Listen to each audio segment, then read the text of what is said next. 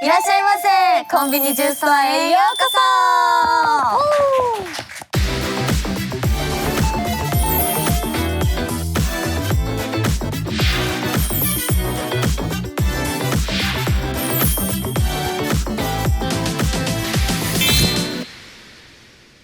この2人はまたですね。そうです。2回目になりますね。ちなみになんですけど、今日の衣装のテーマ、教えてもらえますでしょうか。今日はりお先生2人ともデニムなんですけど、私はちょっとコンビニ店員さんらしくここに立ってたらなんかコンビニのおいくら店員ですか。さんみたいな。はいありがとうございますって言ってても違和感ない感じで、ちょっと完全にストアの店員さんっぽく来ました。はい。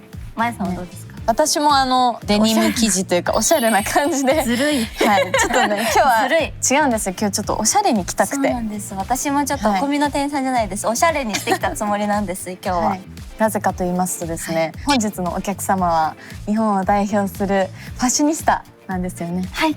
どんなお客様なのか、ちょっと汗が止まらないんですよね。さっきからちょっとニヤニヤが止まらないんですよね。なんかちょっと口角がもごもごしちゃってちょっと緊張しちゃってるんですけど、ゲストの方の絵文字をちょっと表現してみたいと思います。私からいいですか。はい。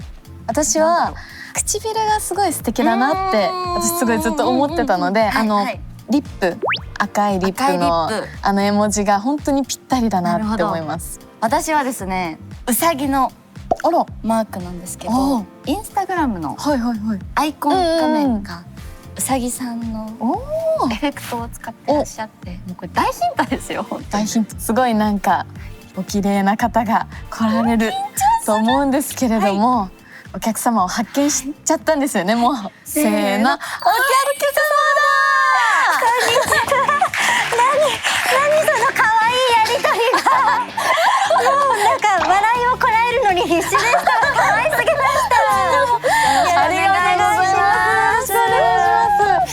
それではコンビニ10の視聴者の皆様にご挨拶をお願いします。はじめまして、さいこです。よろしくお願いします。よろしくお願いします。よろしくお願いします。幸せ、ここにいられることが。初めてお会いしたんですけども、お会いできてめちゃめちゃ嬉しくて。本当にもう私は以前からファッションだったりとか支援の話だったりとかたくさん拝見させていただいてて、そんなりおちゃんが私のこと知ってくれてたなんてすごく嬉しいです。ありがとうございます。本当にファッションが本当に素敵で、いろいろと今日お話聞けたらなと思ってます。よろしくお願いします。よろしくお願いします。コンビニ10になんかこうやって来てくださったなんかきっかけとかって何だったんですか。本当に可愛すぎて、二重の皆さんが見たかった。ただのファンなんです。嬉しいです。実在するのかの確認をしにファン代表として来ました。そんな恐縮です。本当に嬉しいです。見たまんまで本当可愛くって、もう何してももう正解です。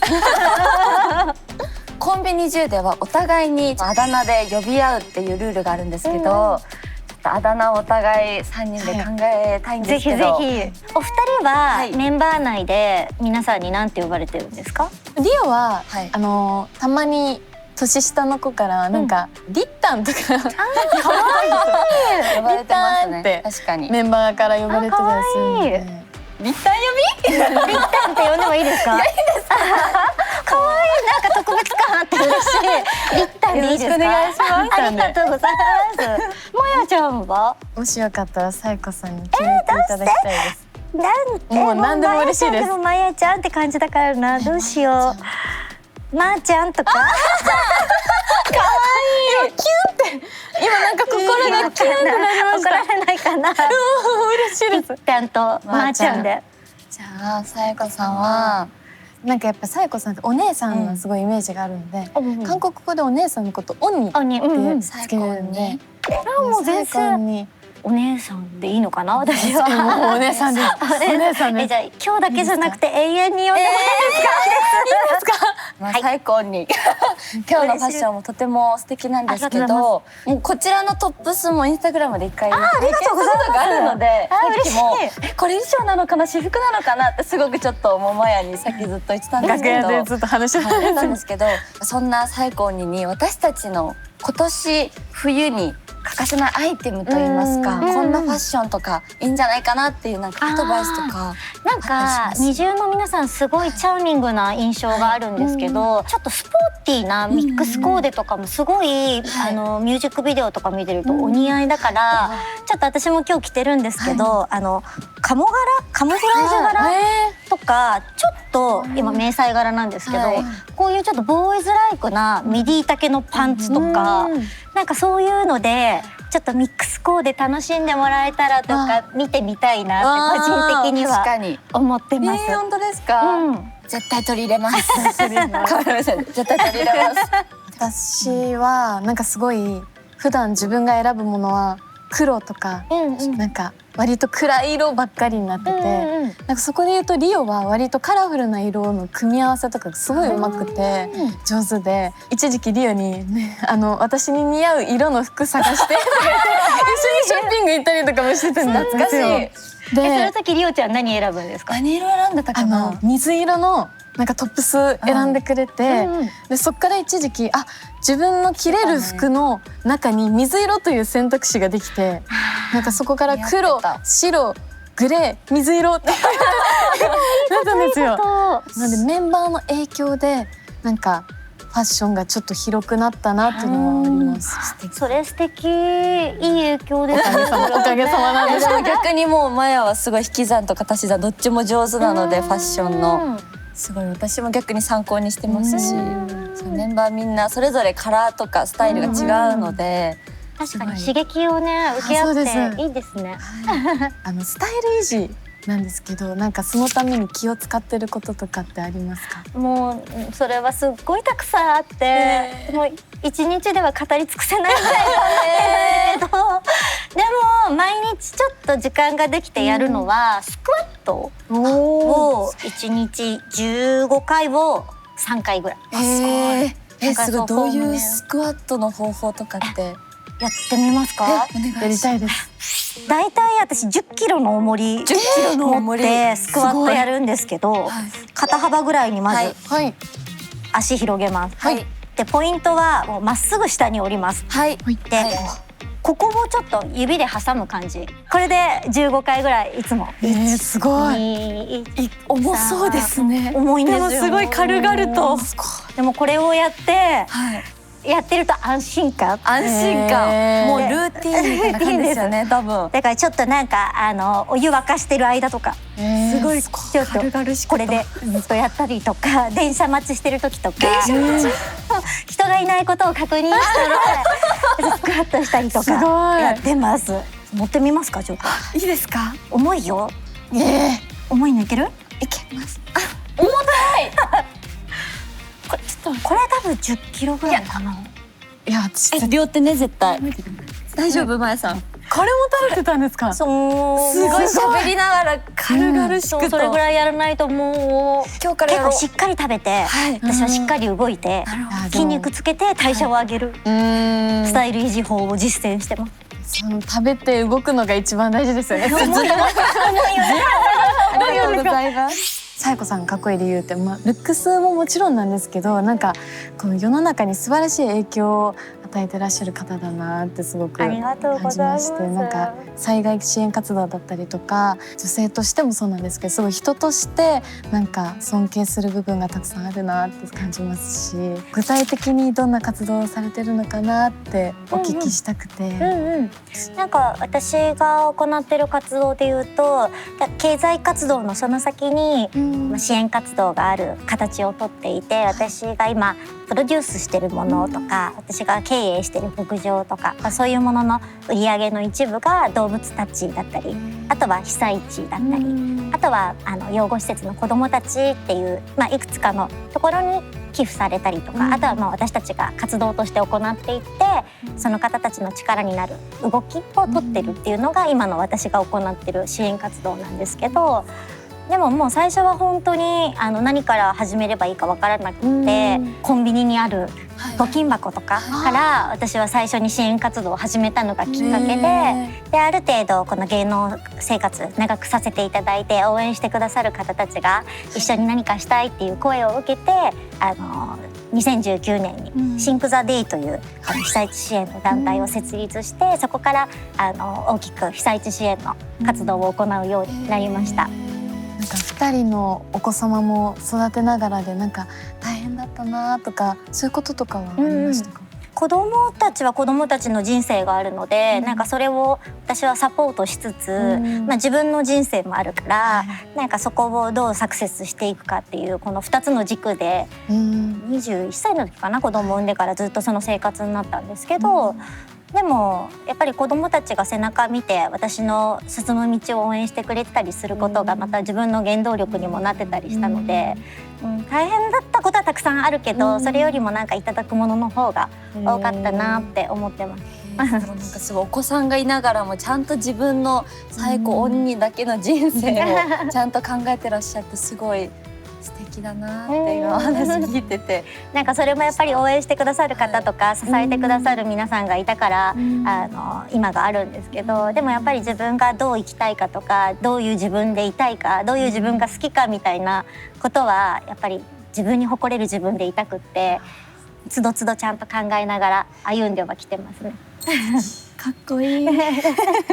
動物保護活動にも多分すごく力を入れてらっしゃると思うんですけど、なんかそちらの方も具体的にお聞きしてもいいですか？なんかちょうど5年前に私栃木県の大田原市っていうところで那須ファームビレッジっていう大政引退競走馬だったりとか乗馬クラブとかで活躍した子たちを保護する牧場の運営を始めて、でもともとそこにいた動物たちが殺処分の対象になってしまったので、その子たちを救うために栃木に引っ越して牧場経営を始めたんですけど、なんか土地というか場所が自分にできたことで、なんかその後も大間さんを迎え入れたりとか、あとは野良犬ちゃんとか、保護犬ちゃんたちを迎えたりとか、最近だと保護猫ちゃんたちの支援も含めて保護活動から譲渡活動までそこの牧場で一貫して行うようになって、なんかやっぱりね、人も動物も同じかけがえのない大事な命だから、同じように自分がちょっと頑張って手を差し伸べれば救える命があるんだったらっていう気持ちで、その牧場の経営とかもしてます。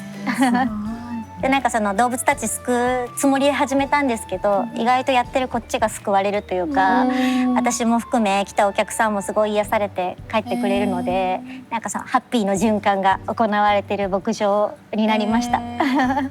私たちもいつか行きたいですね。ぜひもう疲れた時こそ自然とあとは動物たちに癒されて、また自分のエネルギーに変えて、もうお二人なんかもうよりたくさんの人にまたそのハッピーを伝えられると思うので、自分の力に変えていってもらえたらなって思います。もう常に朝起きたら動物たちにおはようみたいな感じですか？そこから始まって、で自分が食べたいもの作って、お野菜から作ってとか、なんかすごい楽しく幸せに生きてます。結構理想と言いますか。でもいつでも来てください。嬉しい。私とマヤも結構幼い頃からずっと実家になんですけど、ワンちゃんがいる家系で、私も本当にそういう動物保護だったりとか、そういう記事とかニュースとか見るとすごく私も心が毎回痛むというか、なのですごいなんか素敵な活動をされてるんだなって。ありがとう。困ってる人とか動物を助けているとやっぱりご自身も大変なことってあると思われるんですけど、なんかさやこ鬼が動けるその原動力って何なんですかね？なんだろうな、なんかやっぱり誰かの力になれてる自分が好き。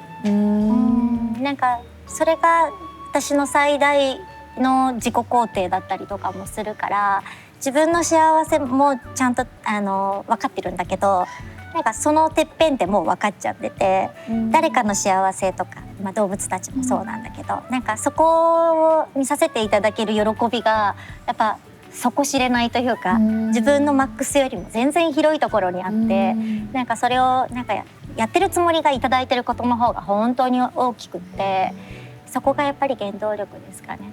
すごい個人的になんですけど、私がすごいなんか誰かの助けになるってる自分が好きっていうのが、自分も結構あったりしたんですけど、誰かを助けてる自分が好きっていう風に、好きになってもいいのかなっていうか、なんかいう風に思うことが結構あったりするんですけど、それをなんか素直に、いや私は誰かが助けてるのが好きだから、そんな自分が好きだからって言えるのがなんかすごくいいんだ好きって言ってもって、なんかちょっとすいません言葉がでもリッターたちがしてるお仕事もやっぱり自分はそういうつもりがなくっても、ね、みんなのパフォーマンス見て元気もらったとか、また前に進む力もらえたって思ってる人たくさんいるから、それって素晴らしいことで、なんかその自分を誰よりも自分が褒めてあげないと自分がかわいそう。だから最大限誇りを持ってより輝いてよりたくさんの人を幸せにしてほしいなって一ファンとして最高には思います。ありがとうございま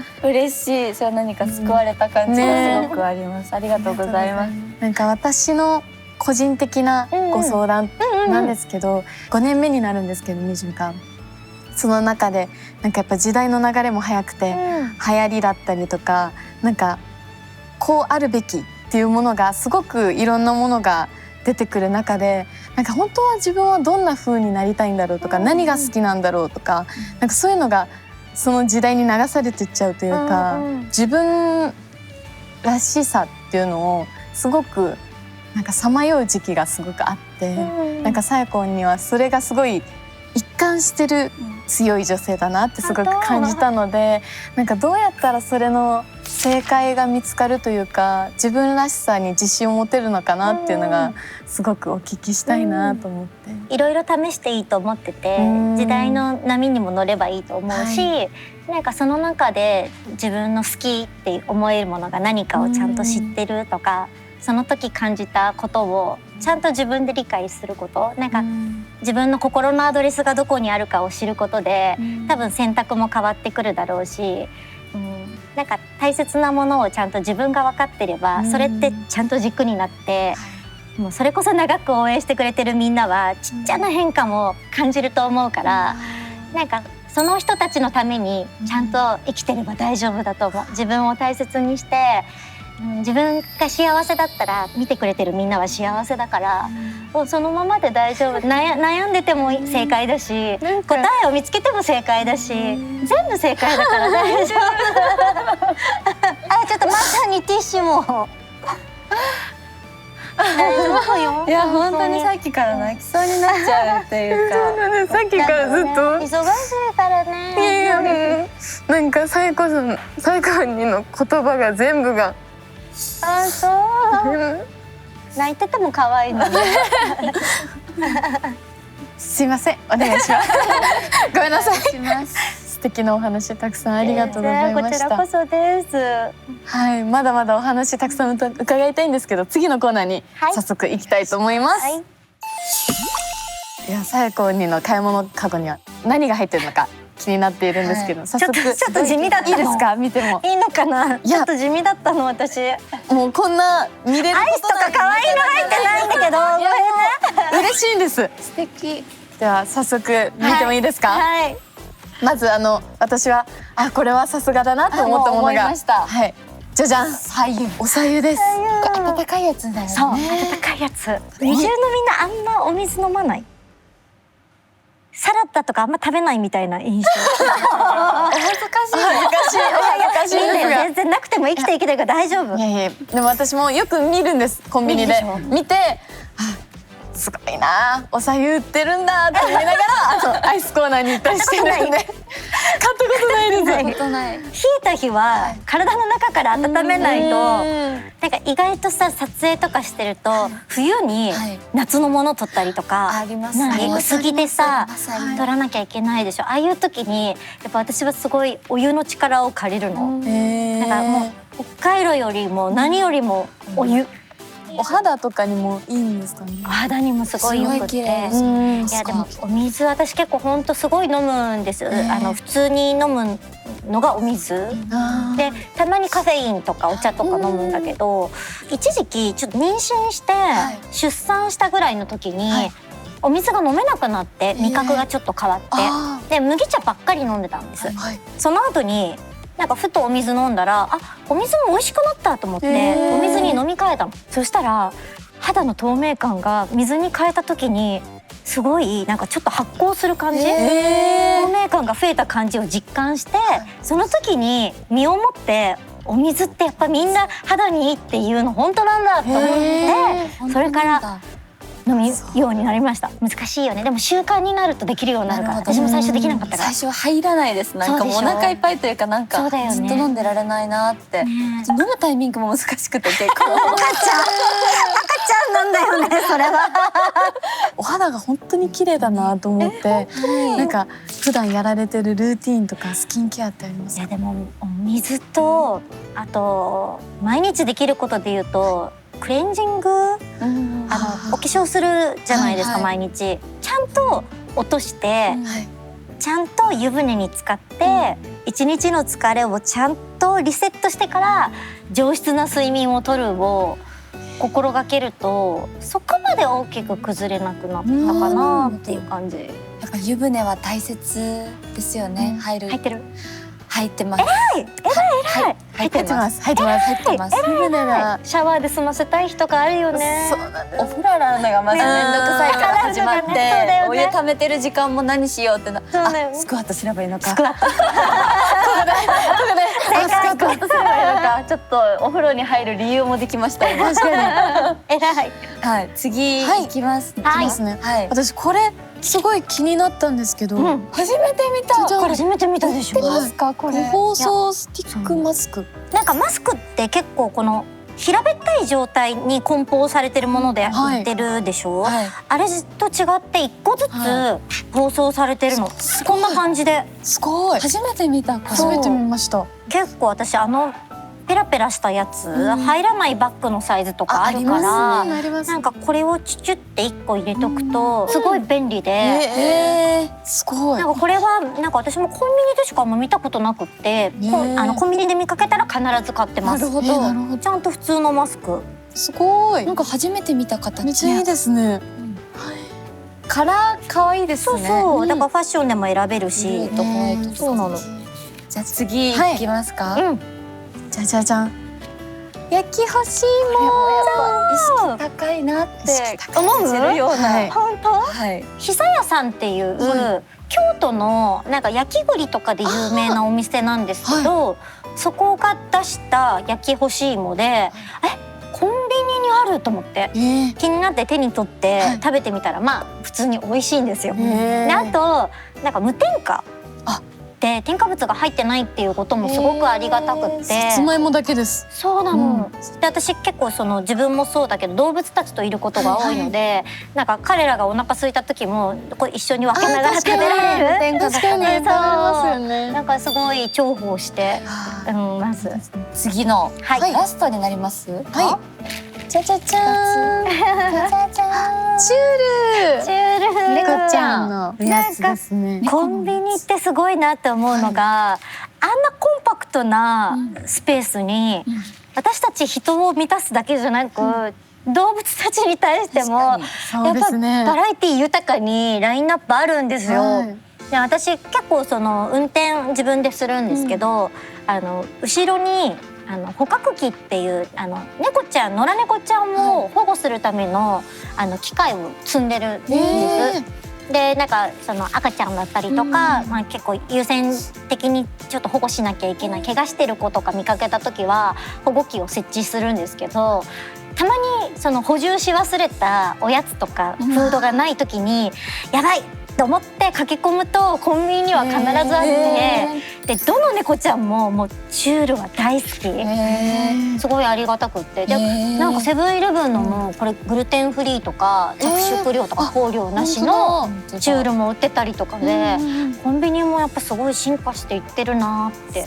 私も昔お父さんと家の近くでおじいちゃん家に自転車で行こうとしてた時に、ちっちゃい子猫ちゃんが川にちょっと落ちちゃってて、でお父さんと一緒にこうやってちょっと保護して、おばあちゃんちでちょっと一緒に面倒見てた時にチュールを買ってこうやってあげると元気なかったんですけど食べてくれてて、その時にもうちょうどコンビニにお父さんが買いに行ってくれてて、チュールとちょっと牛乳をあげたら元気になって戻ってくれたんで、よかったと思って、私もチュールに助けられました。ありがとうだよね。本当に最高にの買い物カゴ、皆さんメモしましたでしょうか？いやもう勉強になるものばっかりですよ。本当に。ということで続いてのコーナーに行きましょう。続いてはコンビニの絶品メニューを紹介するコンビニのスプーン。今回はですね、さえこんにおもてなししたくて私が準備させていただきます。嬉しい。お願いします。宮崎県出身ということで、冷や汁を準備させていただくんですけれども、簡単冷やマヤ汁ということで、楽しみ。はい、ちょっと緊張するんですけど、楽しみ頑張って作ります。本場の味を再現しないといけないですからね。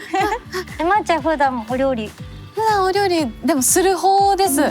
すごい得意。ちょっとプレッシャーになっちゃうかもしれないけど、楽しみです。緊張します。移住のお母さんなので頑張って作りたいと思います。お願いします。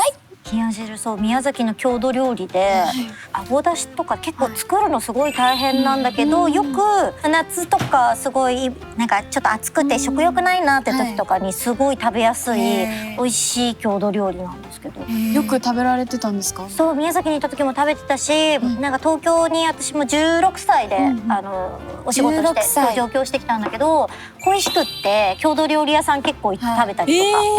一番じゃあ今の得意の料理といいますか、最近なんか気に入ってるなんかご飯とか食事メニューありますか？ちょっとこの 1,2 ヶ月、だから1年に2回だけモデル業私やるんですけど、雑誌を一人で1冊やるシーズンがあって、やっぱちょっと体型維持というか、変にむくんだりとかしないように、やっぱ酵素いっぱい取ろうと思って、そうお野菜、やっぱお野菜をすごい食べる。